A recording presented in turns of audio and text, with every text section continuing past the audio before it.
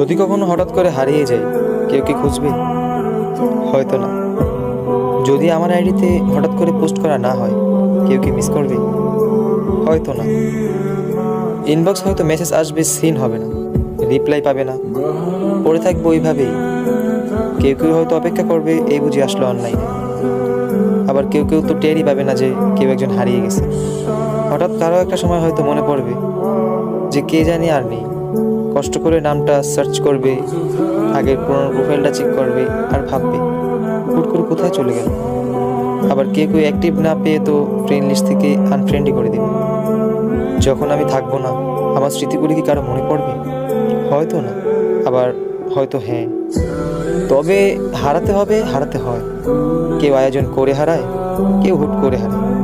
আমি না হয় হুট করেই হারিয়ে যাব।